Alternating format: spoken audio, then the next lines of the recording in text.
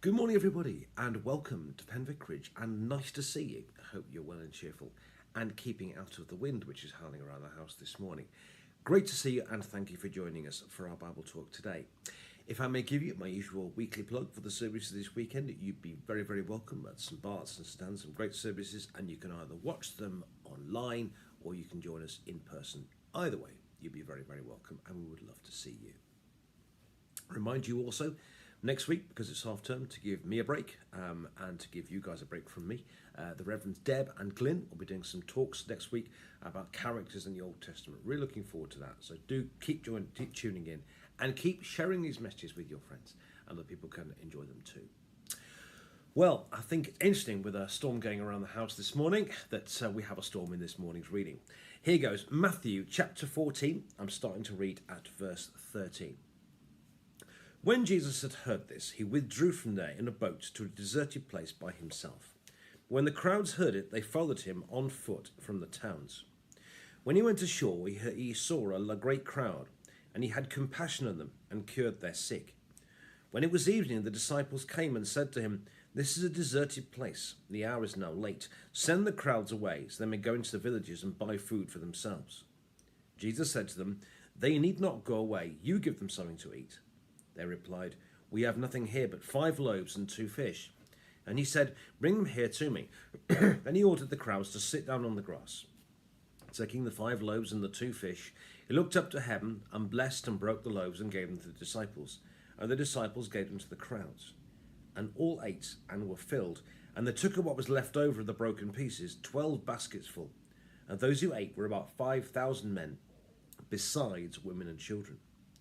Immediately he made the disciples get into the boat and go on ahead to the other side while he dismissed the crowds. And after he had dismissed the crowds, he went up to the mountain by himself to pray. When evening came, he was there alone. By this time the boat, battered by the waves, was far from the land, for the wind was against them. And early in the morning he came out walking toward them on the sea. And when the disciples saw him walking on the sea, they were terrified, saying, "It's a ghost." And they cried out in fear. But Jesus immediately spoke to them and said, "Take heart, it is I, do not be afraid." Peter answered them, "Lord, if it's you, command me to come to you on the water." He said, "Come." So Peter got out of the boat and started walking on the water and came towards Jesus. But when he noticed the strong wind, he became frightened and, beginning to sink, he cried out, "Lord, save me." Jesus immediately reached out his hand and caught him, saying to him, "You of little faith, why did you doubt?" When they got into the boat, the wind ceased, and those in the boat worshipped him, saying, "Truly you are the Son of God." When they crossed over, they came to the land at Gennesaret.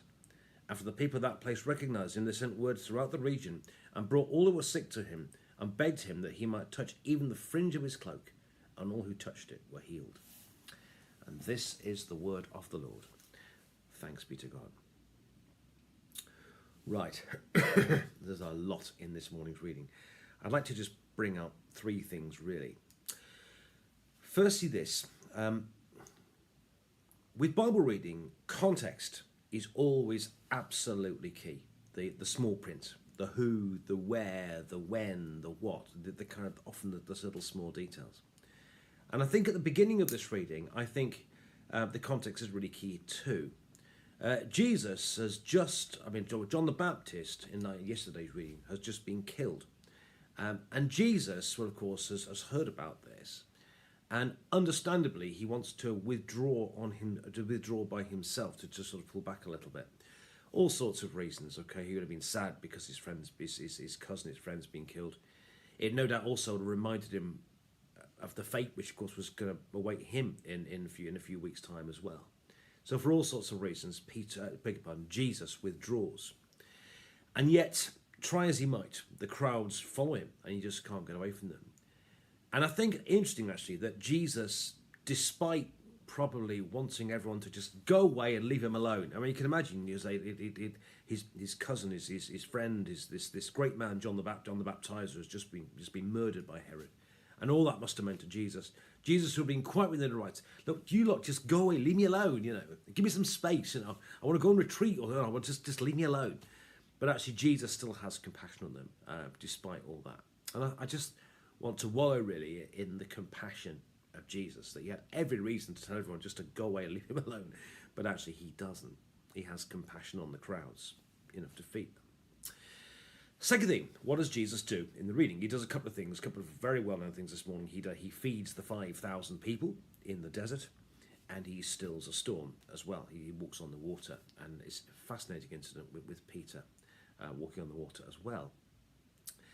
And in a sense, I think what Matthew's telling us again here is that Jesus is doing God things. You know, in the Old Testament, stilling a storm was clearly code for this is God. And what did Moses do in the desert? God fed the people with with bread from heaven, you might say, as the Welsh would like to sing, bread of heaven, and so on. And I think Jesus is doing here things which only God can do. And to press the point, of course, Jesus has the 12 baskets left over, symbolising the 12 tribes of Israel, that Jesus is starting, if you like, a new people of God. It's interesting also that on the water, when they see Jesus walking on the water, they think of some kind of ghost, and Jesus says, "Do not be afraid. It is I." The word "it is I" is actually I, Amy. It's the Greek word "Amy," and it means "I am." And it's the same words that are used for God in the Old Testament. Just pressing, I am is what God said to Moses when he met up at the burning bush all those years before. In other words, by the things he says and by the things he does, he's demonstrating that he's doing things that only God can do. Okay, so I think it's making that point, that Jesus reminding everyone that he's divine. But I think there's an interesting question here, which is kind of why. Because actually, to a large extent, Jesus has already done it. Backtrack a few chapters, and Jesus has done an awful lot of amazing things. He's already cast out demons. He's already stilled a storm. He's already brought a girl back from the dead. He's already, he healed Peter's mother-in-law. He's already done lots of healings. He's already, done all sorts of divine things. Why does he need to press the point home now? Well, I think it's partly because of the death of John, almost because a reminder to him and a reminder to all the people around that, and John's disciples and so on, that he is the main man. But what I think is interesting in this morning's readings, really, and you see much more from here, is kind of the involvement of people. That where do the 5 loaves and 2 fish come from? It's what the people of what the disciples are. They give what they've got, and Jesus does spectacular things through it. So a small amount contributed from them. If they gave what they have, Jesus can do spectacular things with it. And so you get this fascinating incident of Jesus saying, Peter walking on the water. "Lord, if it's you, then let me walk across the water as well." And of course he does, with limited success, but he does.